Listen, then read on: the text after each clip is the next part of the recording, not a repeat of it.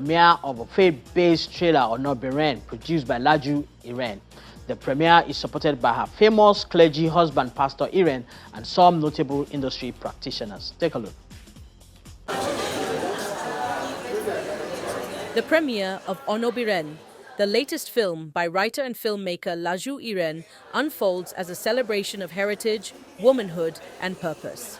Timed with Women's Month this year, the evening feels intentional as its themes of empowerment, self-discovery, and female solidarity extend far beyond the screen.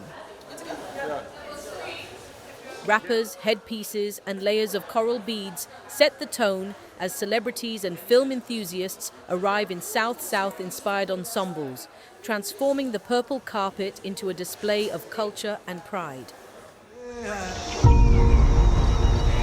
Traditionally, women were only allowed to fish in shallow waters.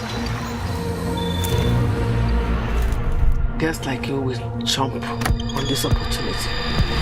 It's okay. Onobiren follows the emotional journey of a woman navigating identity, faith, and purpose. It explores the tension between who society says a woman should be and who she is becoming, with sisterhood at the core of her strength.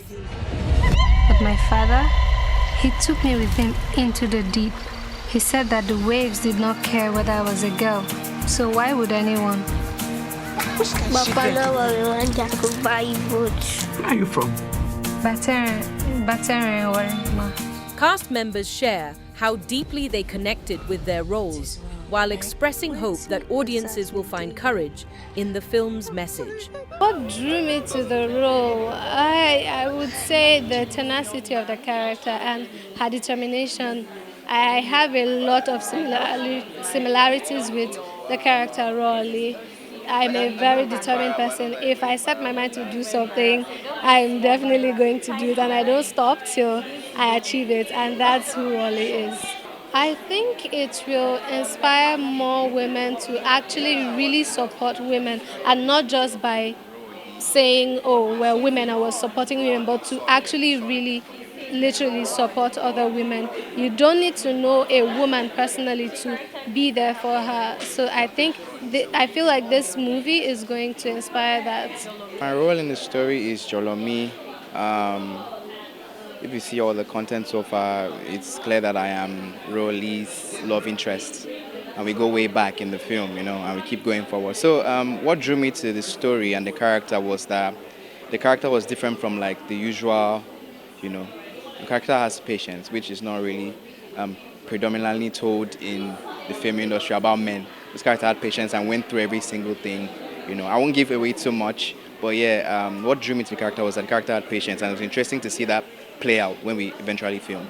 It's a story about resilience, so I hope people get to learn how to be resilient, because it's something that we're really lacking in society presently. So I hope people are able to see through the eyes of the character and how the character went through resiliently and apply to their daily lives.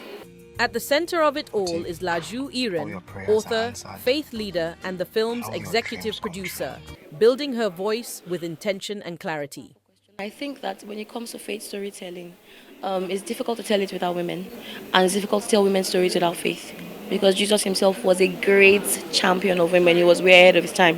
He spoke to women that the world did not even accept, like the woman at the well or the woman with the issue of blood. So he was a champion for women's rights. But I think that it's always important to tell the story of women through that lens, through that balanced lens where they are well represented, whether it's in faith or in society.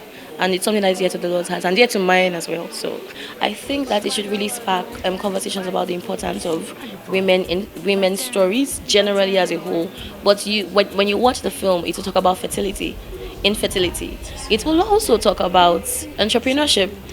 My favorite people to watch are Nigerian female entrepreneurs, the ones on IG with their sponsored posts, the way they carry their business on their head. And our lead character does really exemplify that, because a woman is a multifaceted person, and I think that sometimes we only have one layer of her represented in a story. Maybe her as a wife, or has a girl whose heart is broken, or has a mother, and I love all those parts because I am, apart from the broken heart, I'm a wife and a mom. But I also think that it's beautiful to be able to see a woman who is everything, because many women are everything, and so I'm hoping that multifaceted, multi-layered character is something that everybody can identify with.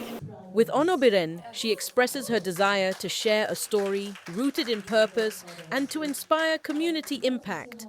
Among those cheering her on is Celebration Church International lead pastor and her husband Emmanuel Iren, who shares his admiration for her discipline, creativity, and commitment to her vision. Absolutely, absolutely, absolutely proud.